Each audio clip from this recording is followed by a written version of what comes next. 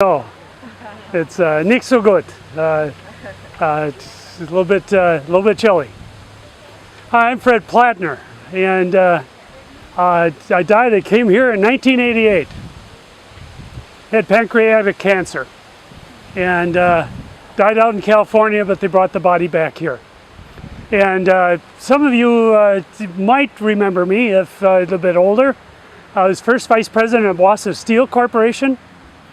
Peter Wallach was the president, and Theodore Wallach is right over here, his father. And I also like to ski a lot, so you might have seen me on the ski hill. I had a place up north for you go up north, and I also gave humanitarian awards to students, deserving students for B'nai B'rith. And eventually, I was just convinced that we had to keep the memory of the Holocaust alive, and so I would go around to the schools and talk about the Holocaust. See, I was born in 1917 in Amsterdam, Holland, and I was born to Moshe and Miriam Plattner, and they were Polish, but they had moved to Holland to escape the draft for World War I, because I didn't want to fight on the Polish army in that war. And so we got there, they got there, and then I was born in 1917. When the war ended, then we moved to Chemnitz in Germany. Chemnitz is in Saxony, right along the Polish border. And I had a lot of good German friends, and so did my family. And we just really had a nice childhood and nice growing up in the city. And then when Hitler took over, though, in 1933, then all of a sudden, our friends weren't friends anymore. And I had friends in school. I was the only Jewish student in my class. And they would come up to me and say, "I can't be your friend anymore." I said, "Why can't you be my friend anymore?" And they would say, "Because we joined Hitler Youth, and the Hitler Youth, they don't allow their members to be friends with Jews." And so then going home from school, I began to have fights, get beat up. And my parents are having problems too. And so they began to look to, how do we get out of here? And we thought, well, maybe we could go to the US, but nobody here to sponsor us. Maybe Czechoslovakia, but that didn't work out either. And time was passing. And so it got to 1937.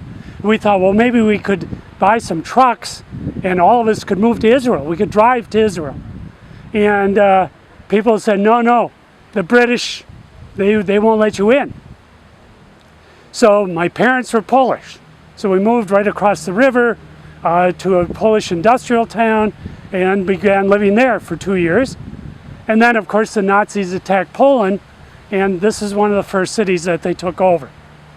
And almost a day after they took over, they were knocking on our door with lists of who lived in our house. And my father and my older brother knew the Nazis would be after them because they had taken money out of Germany, and that was illegal. And so they ran. That left, there was 8 brothers and my parents. So there's 7 brothers and my mother. Eventually, the 3 younger brothers and my mother went through Auschwitz. They were killed. And but they took the older ones and they put us in a school that was all fenced in. Well, then they would pick us up in the morning and take us to work someplace, and then we would come back. And then after a while, they said, now we're going to take you out in the country, and you're going to build a new Jewish city for Jewish people to live in. Well, they hauled us out, and it was autumn, it was cold, much like now, and we had to lay on the ground. There was nothing there. But they had fencing material. And they said, now you're going to fence this area in. And so we met together at night and we said, we fence ourselves in, then we're lost. So tomorrow night, before we're done, when it gets dark, there's a signal, everybody just run to the woods. They didn't have, the Germans didn't have as many guards as they should have, and some of them were older and so forth. And so many of us escaped. I could hear the gunfire behind. Just run as hard as you can. And then we moved through the forest, mostly at night. A lot of the Polish people didn't like the Jewish people either were anti-Semitic, and they would take shots at us as we went. And then we finally made it to the Russian lines, and the Russians took us to Lvov in Ukraine. And there they made us register. Well, once we registered, they knew where we were again, and they picked us up at night and put us in boxcars. And we traveled for weeks, and they took us to Siberia. When we're in Siberia, then I thought, well, this is pretty good, because they took us to a sawmill. And they had us work all day, hard work, but at night we could stay in a building with fireplaces, and we could, as long as we cut the wood, we could burn as much wood as we want, so we were finally warm. And they also fed us. And so things were not so bad. But then the Nazis attacked the Soviet Union, and the Russian workers went off to fight. And one of the Russian foremen there said, hey, you know how to run that saw. I saw you watching the guy operate it. I said, yeah, I could do that. And so they put me in charge of running the saw. Well, you were paid by production, how much you produced. And whenever we had to change the saw, the angles and so forth for certain cuts, we had to shut down the steam engine, shut down the saw, adjust the saw, and start everything up. That took a lot of time. So I said, I can do this with the saw going. And so first time I tried it, I had a wrench that was pretty worn out, and I tried to adjust it, and the wrench slipped, and my hand went into the saw. And so I cut off 3 fingers on my right hand. And a Russian guard said, oh, you're hurt bad. And he put me in a horse and buggy, and we rode for a couple hours. And then we had to wait for a ferry across the river. And then we got to a hospital, and they sewed me up and said, you really should stay here, but we've got all kinds of wounded coming from the front, so you have to go now. That's the only medical attention I ever had to that wound, and it never got infected. I was very, very lucky. Well, I got back, and they said, well, the sawmill is closed, you're free. I said, well, here, we're in Siberia, no money, barely enough clothes. What do you mean we're free? And they said, yeah, you're free, you're on your own.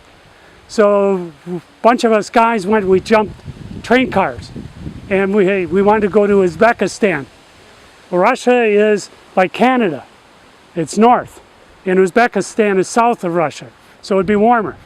So we got down there and got a job shoveling coal for a while with that wounded hand. And then they found out I could drive, so then I got a job driving a septic truck, picking up sewage and disinfecting houses that were infected because people had gotten sick. And then after a while, some Russian officers hired me to drive them around at night to the special parties and things that they went to, and all the special stores they could go to that nobody else could go to. So that's what I did, and I became good friends with some of the Russians, even an NKVD agent, but then the war ended. Well, then I was arrested at night and brought for interrogation because I knew what all these officers were doing, and they were being treated special. And so for 2 nights they interrogated me on whether I would talk about that or not, and I said, no, I won't. And finally they let me go. And from then, 1945 to 1951, I worked in displaced persons camps for the Jewish agencies, helping them get settled there, and also finding relatives and finding places to live. And that's when I met and married my wife, Ruth. She had been from a camp.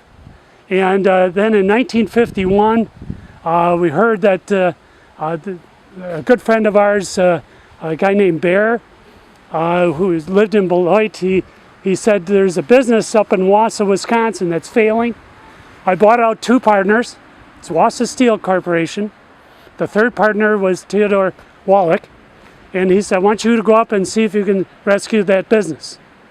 And so I moved up to Wausau and I worked at saving the Wausau Steel Corporation business, and all the rest developed from there. and I got cancer and died in 1988. So that's the story of, what a story across so much of 20th century history, isn't it? Where's your white